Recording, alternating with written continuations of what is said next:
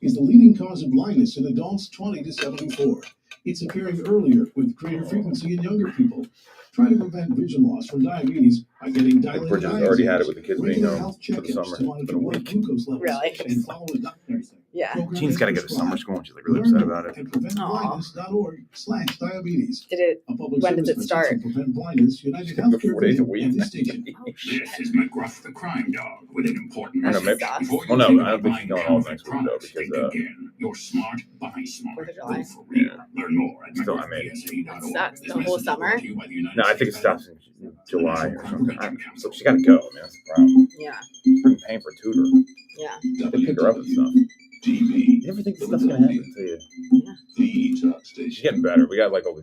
We just start getting these progress. I mean, hopefully you don't deal with it, but Yeah. it's like reading comprehension, math. Like it's like reading this report. I'm like, Yeah. I feel like a bad parent. Good afternoon, Greater Philadelphia area. This is Toole Time Real Estate Radio on a sizzling day in the city of brotherly love. I'm Tom Toole here with Sarah Timon. We both work at the Tom Toole Sales Group at RE/MAX Main Line, the number one RE/MAX team in Pennsylvania since 2018. And we are going to be talking about the Fed holding rates. A lot of stuff to unpack from what happened over the weekend with the Iran strike and how the market reacted. And some Federal Reserve governors are speaking out against the Fed decision, which usually doesn't happen. So we're going to talk about what that means for home buyers and sellers. We've also got more Philadelphia millionaires are choosing to rent, and we've got 4 killer new listings and some incredible open houses that are launching over the weekend. We'll break it all down next. If you get some value out of this or you like what you hear, make sure to subscribe to the channel, hit the bell for notifications. And if you want to schedule a call with Sarah from our team, she knows how to help sellers and buyers no matter what the Federal Reserve's doing. You can do that with the link in the comments. So, Sarah, the Fed held rates last week. Surprised, not surprised? Not surprised. Tell me more. I mean, I think this was pretty much expected, I think was the outcome. Yeah, I mean, I think that's what was, kind of being predicted. So, I would have been surprised if they had made any adjustments. I agree with you. I think it was kind of expected that you were going to see them hold at that 4.25 to 4.5 federal funds rate. You really always got to look at the comments and what the blowback here has been very interesting. We're going to talk about these Federal Reserve governors speaking out next. There were some remarks afterwards. So there was a question from Colby Smith at the New York Times. To what extent has the limited impact from tariffs at this stage? Because that's what everyone was worried about, was tariffs. It's a good question. The limited impact on inflation changed your view on what the ultimate economic fallout will be from these policies and the timing of when they will materialize in the data. So Powell responded, we've had 3 months of favorable inflation readings since the high readings of January and February. And that's, of course, highly welcome news. Part of that just is that services, core services, both housing services and non-housing services, have been really grinding down towards levels that are consistent with 2% inflation. So that's good news. We've had good inflation just moving up a bit. And so we think the appropriate thing to do is hold. He had some other comments in there about tariffs. I mean, how do you feel about this dual mandate? Because they've been talking about getting inflation to 2%, and now we're kind of there, and they didn't cut rates. And I know a lot of people are talking about cutting rates, but they didn't. I mean, were you surprised that he came out and said, hey, we're close, but we're seeing some price increases in some relevant categories? And then he mentioned stuff like personal computers and AV equipment, and that could attribute to the tariff increases. Yeah, no, I mean, I think if they've been saying this for so long, and again, particularly if he feels like they're getting close, I think rather than, have that, do an adjustment and then have that get backtracked or anything, I think that's going to be their top goal. And, I think at some point here this year, we will get a rate cut, but I would, again, it wasn't expected that it would happen for this last meeting. And, if they are close, I think the last thing they would want they want that, For sure. I think, I mean, there's a camp that feels the same way you do, that this was the right move to hold for now. Well, I don't know if it was right or not. I just feel like that's what Well, where they were coming from. well, no one knows if it's right. Right. The Federal Reserve doesn't know if it was the right move, to be very clear. So there was another question from Nick Timoros. So this is like the Adam Schefter of economic data. So I'm sure you know who Adam Schefter is, right? He's the guy who breaks all the NFL news on ESPN. Oh, so, okay. Think whatever news the NPR guy that breaks all the news. I know you're a big NPR, whoever that is, right? I'm going to stop giving you these references that make me look like an idiot. So Nick Timoros, and he breaks a lot of economic data. He asked a question. You said that the policy's in a good place and that it's modestly restrictive. Given all the uncertainty you just talked about with tariff levels, uncertainty around the pass-through, is it price increases versus margin compression, some of the softest that was talked about in labor and housing data? Why would it be better to have rates at a more neutral setting as the economy heads into this period of high uncertainty? I think it's a really good question because everyone, I mean, you're hearing this a lot, right? The big thing people feel right now is they just don't know what's going to happen. I don't think anyone's worried about something specific. Is that right on? Is that what you're seeing in the field? Yeah. So Powell responded, if you just look backward at the data, that's what you would say. But that's not. We have been forward looking.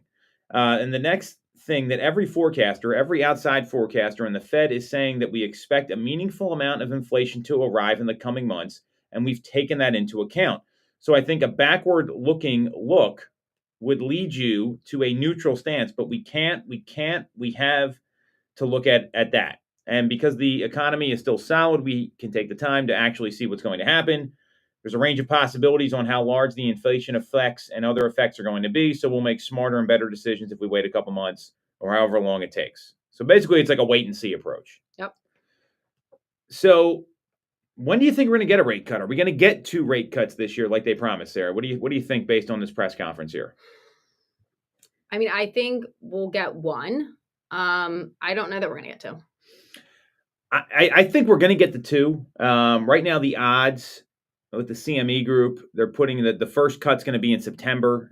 It looks like next month's going to be pretty neutral. I mean, I know that they're getting a lot of pressure from Washington. I mean, I don't know. This is ridiculous. Did you see they wanted President Trump called the chairman, Jerome Powell, too late in a social post, and he said he can save this country billions of dollars by shaving 2.5% off the Fed funds rate. I mean, that's ridiculous, if you ask me. I think he's just playing politics here. And, I mean, do you think he's getting influence? Because he lives down in D.C. Do you think there's political influence on him to hold the rates where they are, Jerome Powell specifically? I mean, because because like it's not supposed to be political. It's not supposed to be. Yeah. I mean, I think politics has its way of working itself into most things. So to how much it's affecting his decision making, I'm not sure, but is it attempting to make? Yeah. Like, I'm sure there are people trying to influence that. And I'm sure to some degree that even if you're trying to like not have that factor in, I'm sure at some level, some of that's getting in there. Yeah, I agree. I mean, you live down in like Chevy Chase, Maryland. I mean, that's like the only people that live down there are like people that are politicians or lobbyists or whoever else. And you could argue that when they printed all that money during 2020, that was a politically influenced decision that the Fed made to inject all that capital. So, and, Congress and senators, both sides of the house, they can't say no to money. I mean, those people, they'll just take anything they can get. I mean, that tends to be what happens. So, it sounds like, and Bill Pulte, the chairman of FHFA, he came out and said they should cut rates by 2.5. I mean, that's ridiculous. That's way too much. That would cause many more problems. Mm-hmm. Imagine if rates dropped that low, and like what the mortgage rates would have done if they would have cut 2.5 percentage points off the federal funds rate. Right. I mean, I think doing anything like that drastic, that quick, is just going to cause a frenzy. I agree. And so I don't have a problem like holding here if they were saying, hey, we're going to explore it next month. Let's see what happens. It just doesn't sound like they're really looking at anything until the fall because they're not going to meet in August. They got a meeting in like 35 days in July. And what was interesting is they do the dot plot. So the dot plot, for those people that don't know, it's what everyone thinks. It's like the anonymous poll of what they think they should have done. Well, it was a varying dot plot. Usually everyone's kind of in line, but there was 7 of the federal governors, they felt they should have made a rate cut, and they don't tell you who it is, but I can tell you who 2 of them are. So the first one was Federal Governor Waller. He came out on Friday. This never happens, by the way. He said that he doesn't expect tariffs to boost inflation significantly, and he said that policymakers should be looking to lower rates as early as next month. And he also mentioned that most Fed policymakers prefer a wait and see approach. And he said that, basically, I think we're in a position we could do this as early as July on Squawk Box on CNBC. Now, that doesn't mean the committee's going to go along with it. And there was another Federal Reserve governor that came out and said the same thing. It was Federal Governor Bowman, also favoring July interest rates if inflation stays low. What do you think about this, Sarah? I mean, are you surprised to hear this one? And do you think the Fed should maybe be a little more open to bringing rates down sooner rather than later? Are they saying how much of a? I would imagine it's a quarter of a point. I mean, Yeah. I don't think it's 2.5. Man, that's bananas. I mean, if normally no one speaks out and says anything, and now 2 people have publicly come out and said something, that makes me think there's a lot more chatter going on amongst them if like they're publicly coming out and saying that. And maybe there is like a level of frustration there of trying to, through the normal channels, have that heard, and it's not being heard. So they're going public. So, I would think that would be something they would want to kind of like, pay attention to. I think what we're seeing is that there's now 2 different groups of thought in the Fed, and this is all going to impact home ownership and buyers and sellers. We're going to talk about that in a second, because they keep talking about how restrictive the policies are right now, and they're staying restrictive. Well, if you had this dual mandate of getting inflation down and unemployment down to these numbers, now they're kind of there, and they're still not making the decision. I think a lot of people are starting to get frustrated. That might be, everyone's got different views of how to run the economy. So it wasn't 7, excuse me, it was 8 policymakers expect to cut borrowing costs twice in 2025. There's 2 that expect it to happen more than that at the same time. And this is where the 7 came from. 7 in June, up from 4 in March, expect to keep rates steady in 2025. So that's a pretty big divergence of what we're expecting to see. And unemployment's been at 4.2%. I mean, it's expected to maybe even go up as high as 4.5%. The U.S. economy is expected to grow 1.4% in 2025, weaker than the 1.7% projection. And I think because of these numbers that are coming in, some people are maybe diverging from and the weaker growth specifically. They're more open to, hey, let's make it a less restrictive environment to stimulate the economy. Yeah. So there's a lot we just talked about here, and then plus I think it was smart to be conservative, and it's easy to say this now. There was that Iran conflict going on, right? Like that was pretty bananas on Saturday night. Like I don't know what you were. I was watching the Phillies game, and then all of a sudden they cut the game, and I'm like, what is going on? I'm getting text messages from people, and that conflict was brewing for a while. And what was interesting is the market actually responded favorably because it didn't happen during the week. I don't know how much you follow this stuff. Okay. So oil prices went down a little bit. The market rallied. I think it was good it didn't happen during the week because it would have sent the market into a tizzy, and the market kind of chugged along. But that was like a big unknown what would have happened. So I don't think it's a bad thing holding, knowing that Iran conflict was going on. We'll see if the ceasefire actually holds. Right. I don't know. I mean, there's been a lot of, talking back and forth. And when you have these uncertain times there, I think it does make sense to be a little conservative. So, knowing that hopefully that's over with, I don't know that you can actually plan that or not. Right. What do you think this means for housing as we get into July, August, September here? Because there's a lot of stuff to unpack.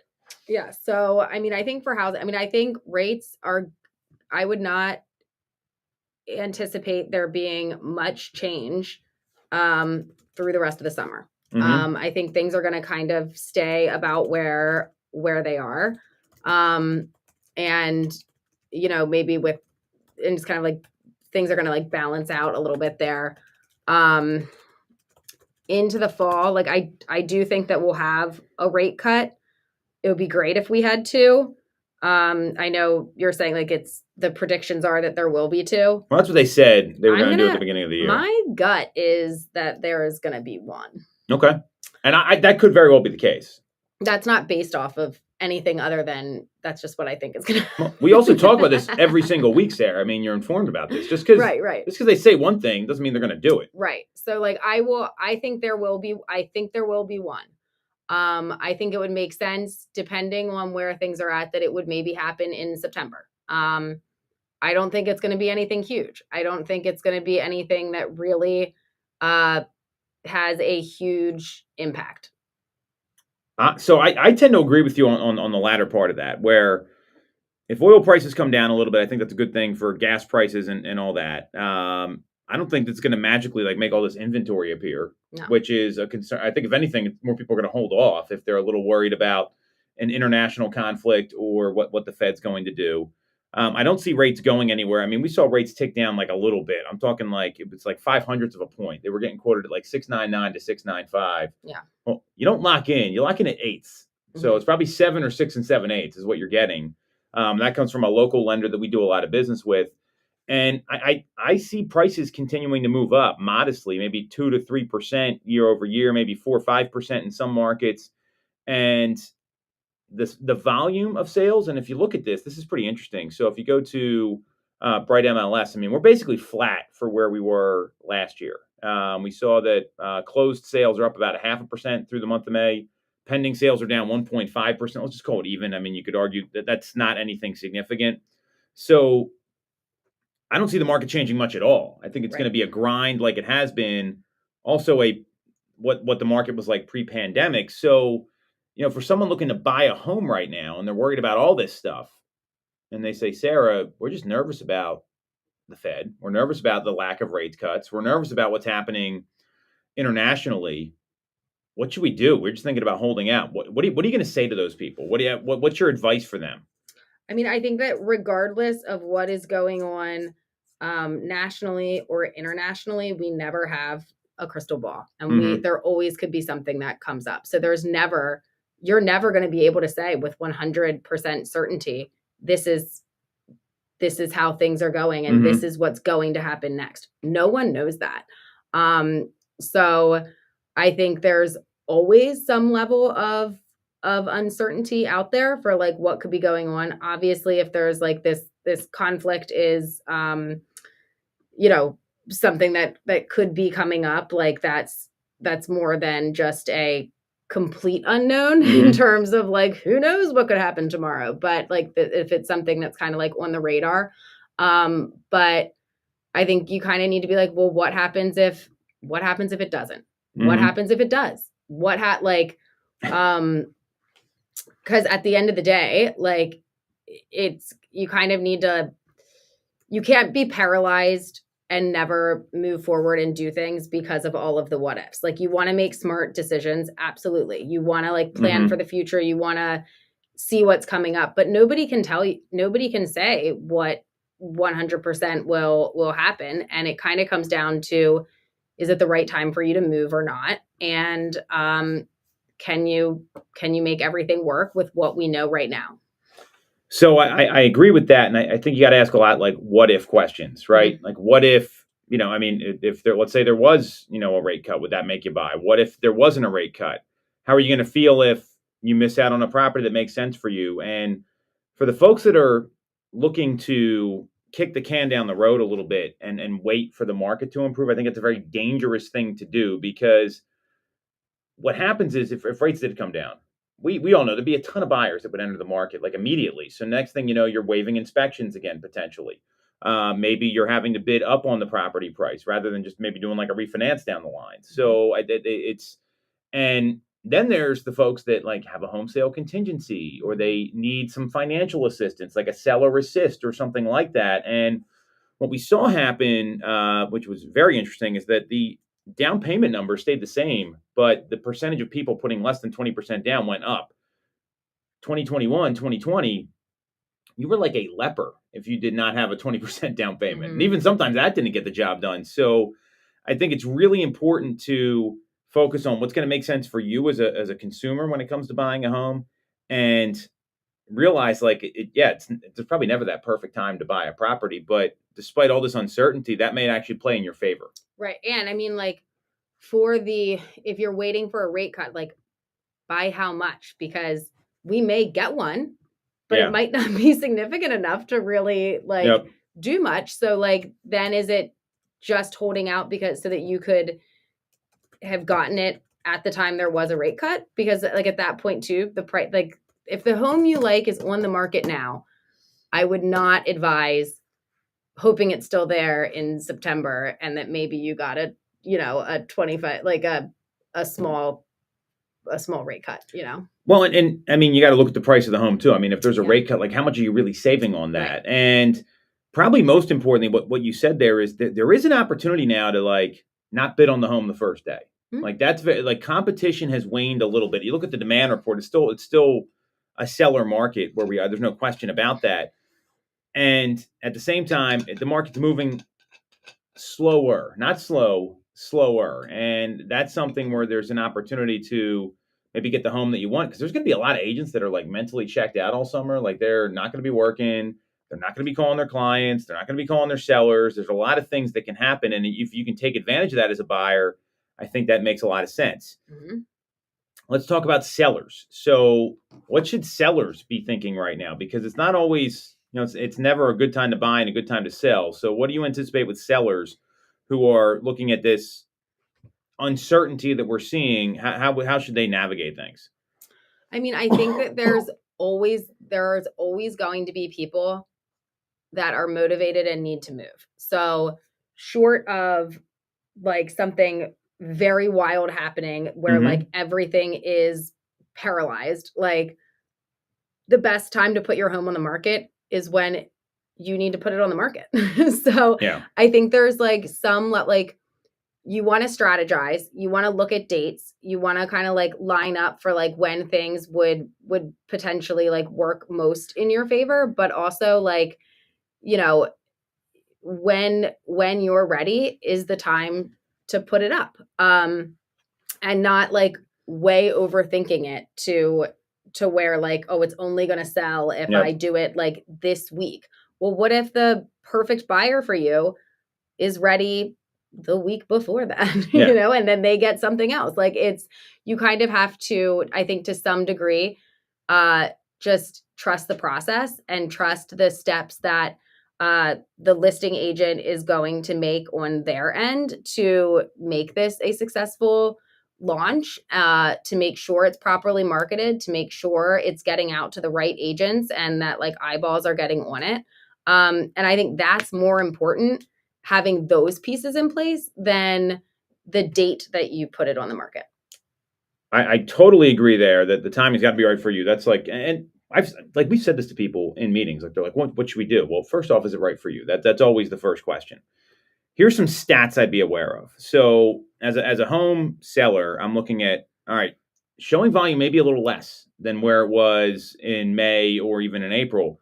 The people that are looking now, they're not out there like browsing. They're typically out there looking to transact. And you see that around the summertime. You see that in around the holidays.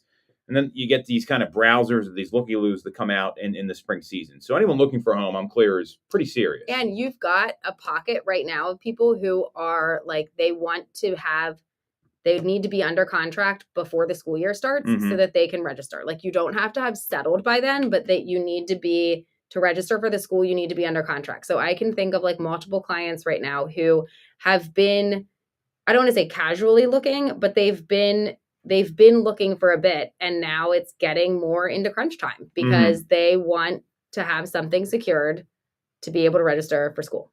Well said. And I think people don't know that. How shocking is it that people don't know that they have kids in school and they don't know what they need to get their kids registered for school? Right. It's such a valuable point.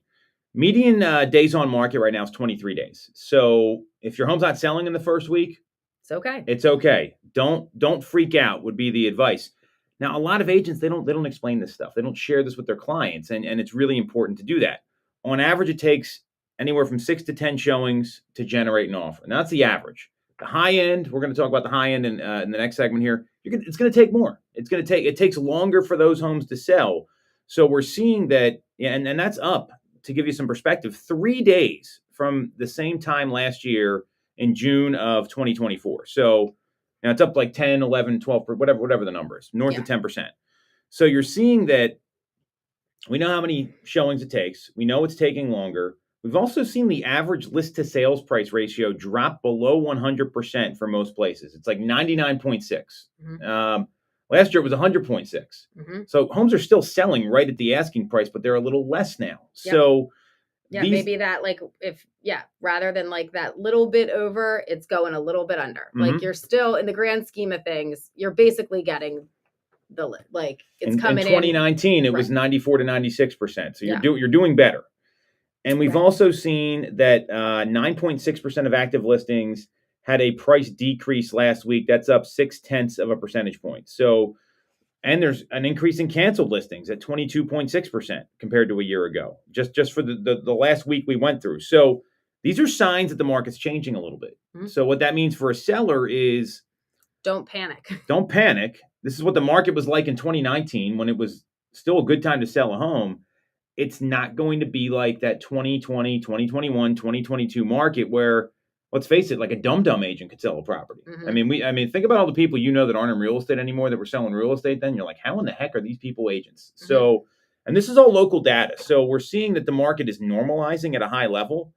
And that's not a bad thing because it gives you more time as a buyer to figure out what you want. You're not having to make the decision like in the car when your agent's staring at you through the windshield when you have 5 minutes to go. Like it's a little less pressure.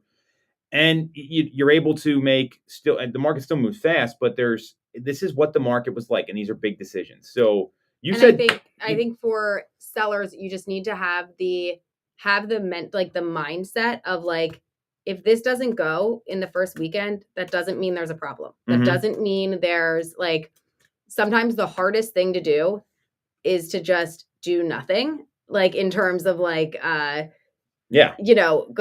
and as an agent too, one of the hardest things to do could be because like you want to get this home sold for your client, especially like if your client is nervous and is like, why hasn't it sold? Why haven't we gotten more showings in the row?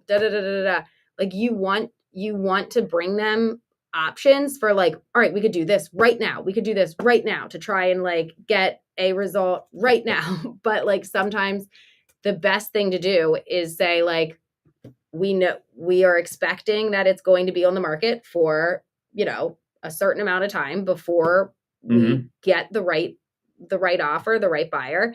And doing something too soon is, while you're doing something, can sometimes be worse than just breathing. Well, I look back at case studies so many times, and I want to hit on something you said about 4 times there, which is don't panic, which I love, and don't like preemptively act because that can hurt you if you're talking to a seller or you're a seller yourself and you're in this position and you're getting like some activity and it seems like it's like we keep getting close, that's all the more reason to stay the course rather than make a price decrease or a price adjustment a little too soon, because then you kind of give away some negotiating power there. And sometimes the offer comes in and you're like, wow, I would have just taken this right away. You can grab an extra $10,000-$15,000. You can do some things a little differently. That's going to really help you. So that's where you really got to be careful, in my view. And you said don't panic about 3 or 4 times there. So just tell me more about what that means to you at being on the agent side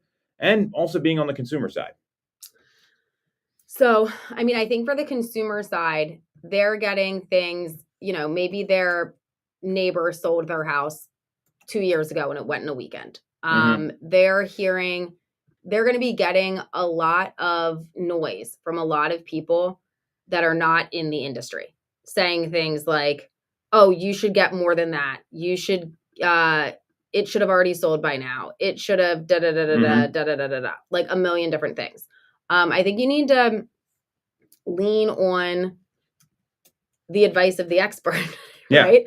And kind of take that take that a little bit more seriously than, I guess, just like be aware of who's giving you information. Because it's really, anybody can have an opinion and anybody can say anything about anything. And it doesn't mean that that's going to be helpful to you. So you want to be like aware of what you're kind of like holding one to as far as like noise goes for what's going on.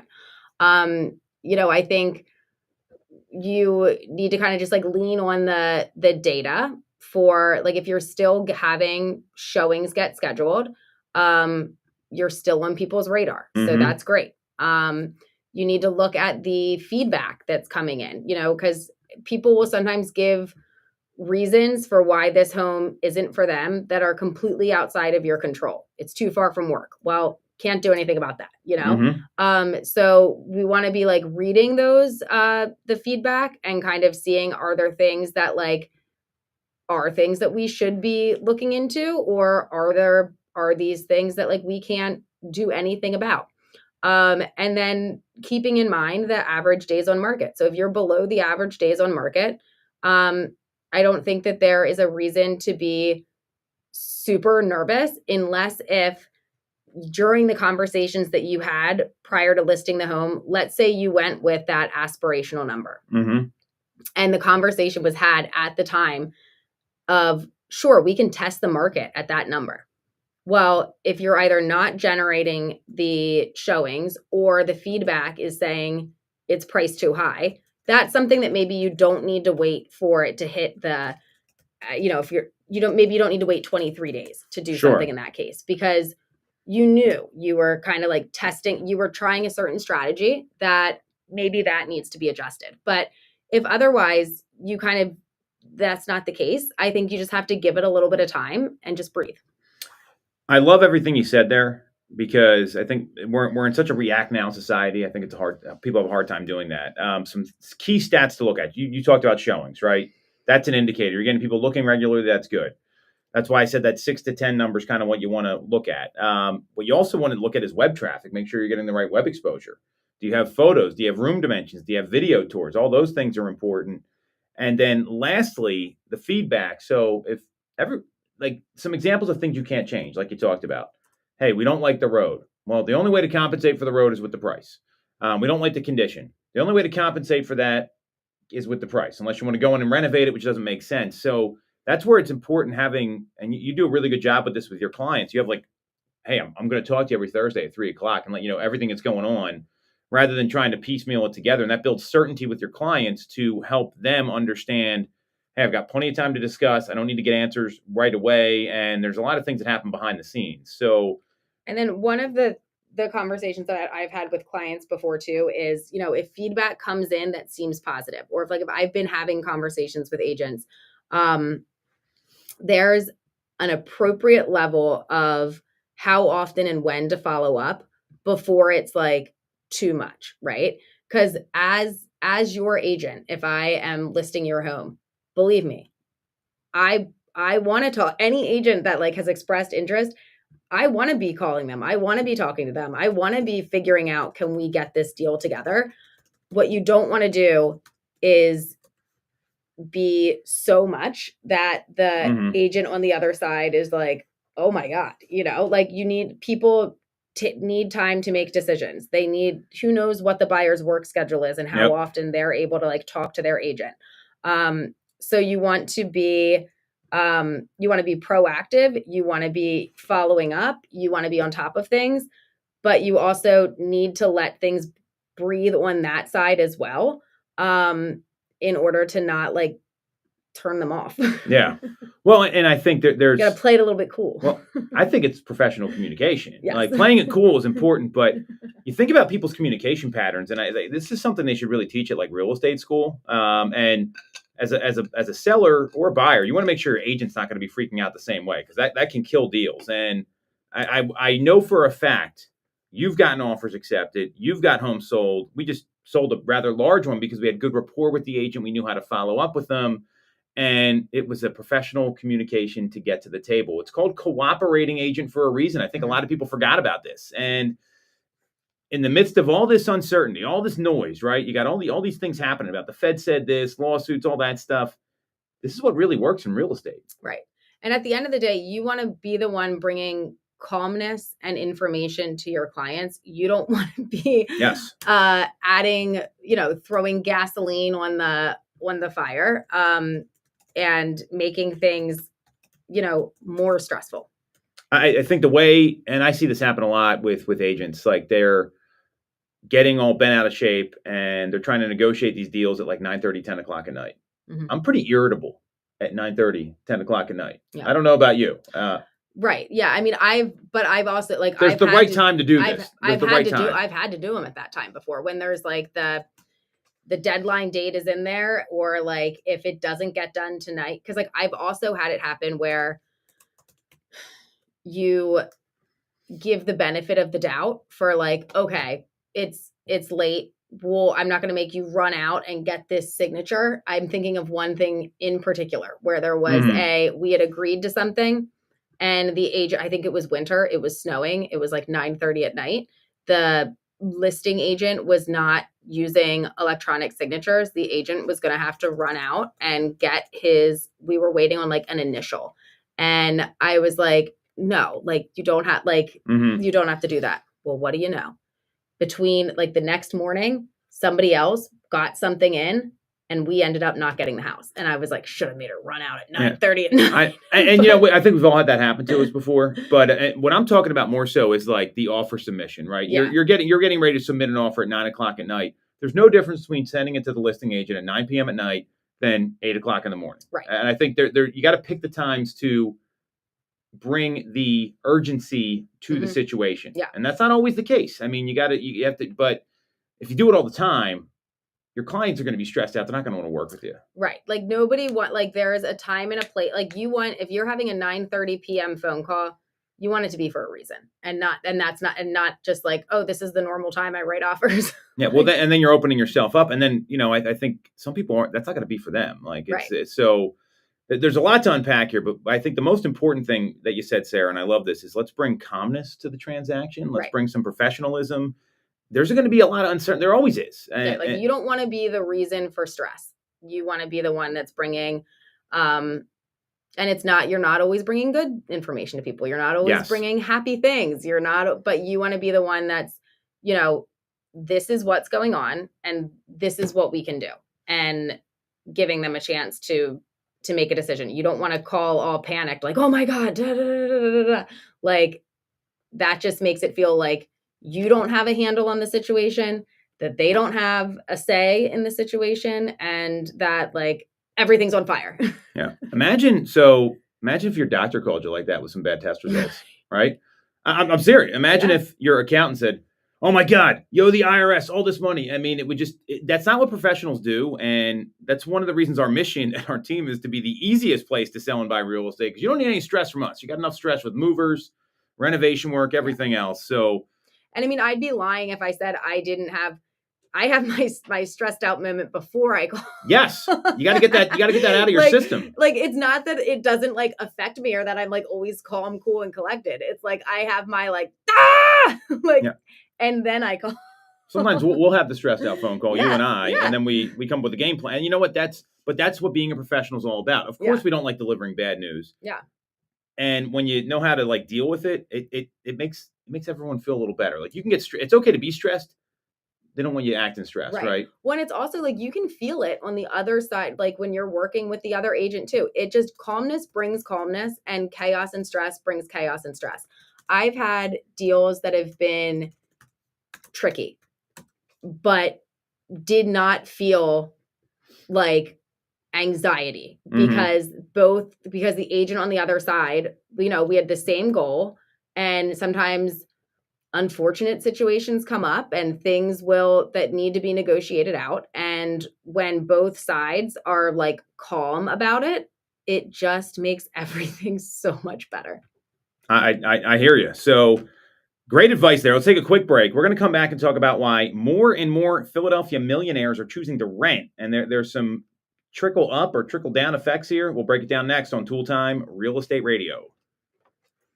Local mortgage service. That was a really good segment. Great rates on your money. Look no further than Mortgage America. We've been operating in the greater Philadelphia area for 40 years with a focus on smooth, easy access to home purchasing. I remember I had to get test results one time, and I was like, I'm sitting, I'm like freaking out the whole time. And I'm like, okay. And that doctor called me like my tongue went numb. I thought I had like a brain tumor. Yeah. It was a sinus infection, thank God. But I'm like, that would happen. I would have been like, jumped off a bridge. Yeah.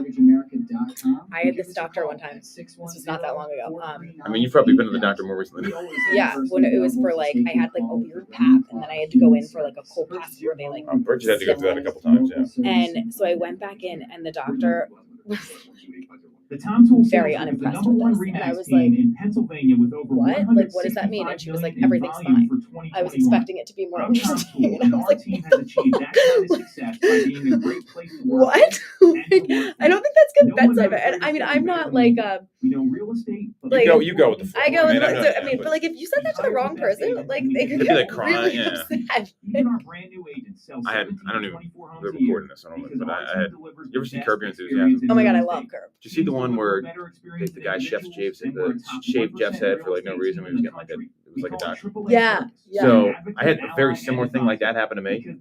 I'll tell you about it was like, I'm sitting there and I'm like, oh my God, I'm in the doctor's office. I'm like, this is going to go horribly. Yeah. Like, and the guy is losing his shit in the other room. He's like, oh, he's like dropping F-bombs at the staff. And then he comes in. And you can hear him? Oh, like, it was like right there. And Yeah. I'm just like, oh God.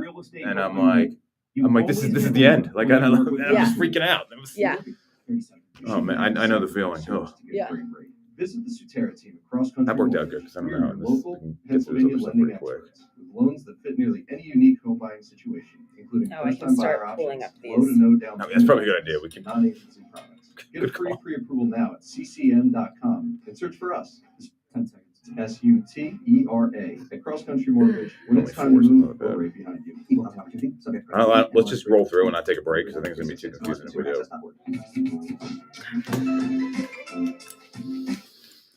All right. Welcome back to Toole Time, Real Estate Radio on WWDB 860 AM. I'm Tom Toole. She's Sarah Timon, and we both work at the Tom Toole Sales Group at Remax Main Line, the number one Remax team in Pennsylvania since 2018. And we are talking about this new piece of data that came out, why more Philadelphia millionaires are choosing to rent. And we've got 4 killer new listings coming to the market, as well as a couple open houses we're going to share with you. If you get some value out of this or you like what you hear, make sure to subscribe to the channel, hit the bell for notifications. And if you want to schedule a call with our team, you can do that with the link in the comments. So, Sarah, does this surprise you that more Philadelphia millionaires, more and more, are choosing to rent? I was a little surprised by this, and let me just give you the data.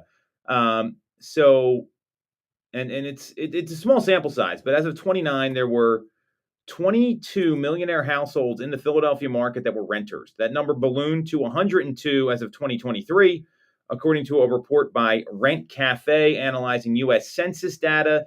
That was the 8th largest jump in the nation during that time span and coincided with a surge of new luxury apartments in Center City, as well as a lot of luxury apartments being built even in places like Ardmore and outside of that.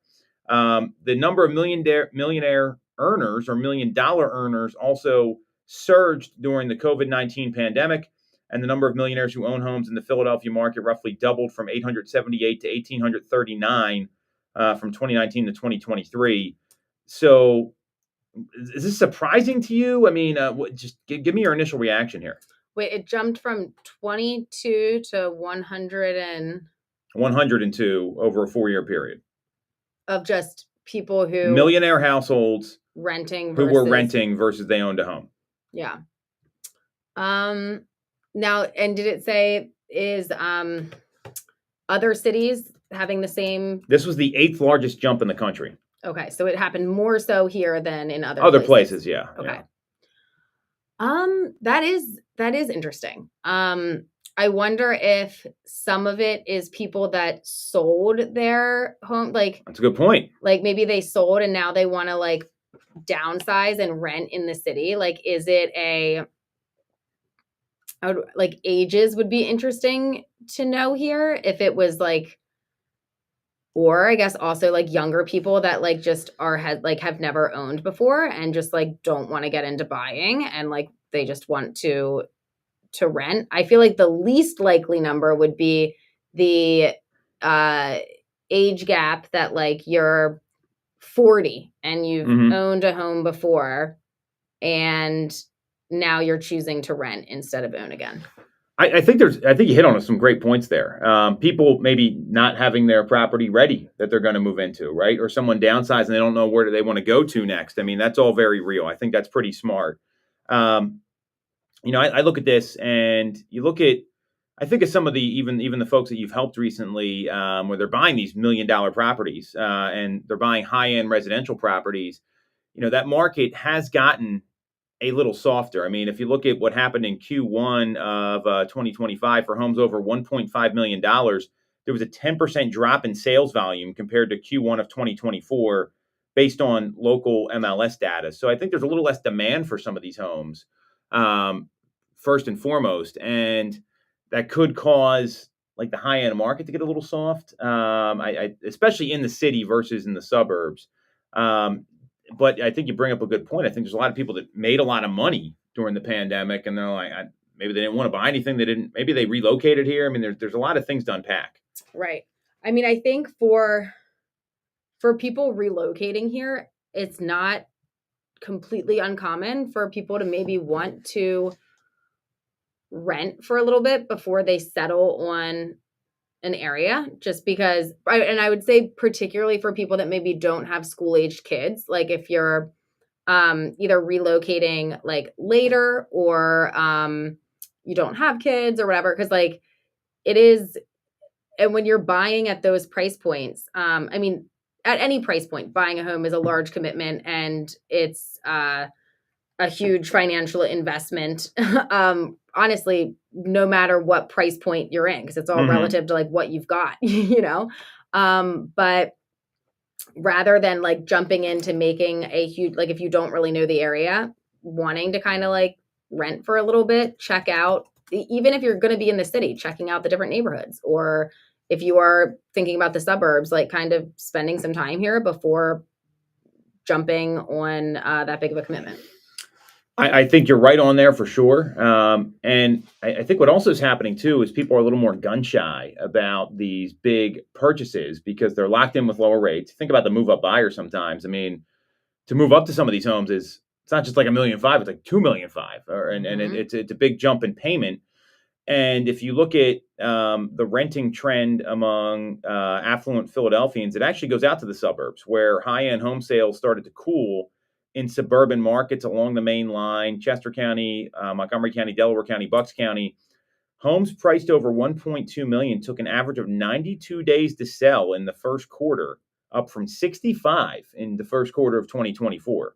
And I mean, obviously, there's only so many people that are going to be millionaires, right? I mean, it's a finite number, and that's going to reduce some of the turnover. So it can lead to, maybe some price softening there, which I think is pretty important to kind of acknowledge. We're also seeing a lot of high-end rental buildings being built. I know if you look at Suburban Square in Ardmore, I don't know, you probably don't go there that often. There's a whole slew of luxury apartments being built right across from Trader Joe's and the farmers market. Yeah. And I mean, these are going to be running out for thousands of dollars a month. And normally you think like, oh, this would be great if these were condos, but I don't think a lot of people want to get into condos that cost that much money when they can buy a single family home. So, you're seeing developers start to pivot to these high-end rentals, which is another factor here. I mean, in Philadelphia approved 2,500 new rental units versus 900 for sale condos or single family homes just last year. That's a big reversal from a decade ago. So I think there's a couple things that could be happening. This isn't that shocking to me. Right. Yeah. I mean, and depending on how long you're going to be in a particular spot, or if you're kind of like unsure of like what next steps are going to be, or what's going to happen next. Like, I mean, renting gives you more flexibility for if something changes than home ownership. 100%. And, I think a lot of folks are, they're just dealing with these jumps in payment. Like even if most people move up a half of their home's value, right? So you're in a $600,000 home, you move to a $900,000 home. So if someone's in like that $800,000 property, but their rate is like 3, yeah, that's very. And then they're going to 1.5. Let's do the math. 1.2, and it's 6 or 7. Mm-hmm. I mean that's going to be a big jump in pricing. So there's probably a bit of that going on as well. I mean, we just got a call today on the way in here where we've got a client that is they have a they're in the medical field, and they're going to go rent their home for a couple of years because they probably are coming back here, but they have like an assignment. They want to see how it goes. And the tenant perspective on the other line said, hey, this is my brother-in-law was the agent we were speaking with. Well, their kids are going to be out of high school in 2 years, and they want to downsize. They don't know where they want to move to yet, so they're going to rent something to keep their kids in the school district. Smart.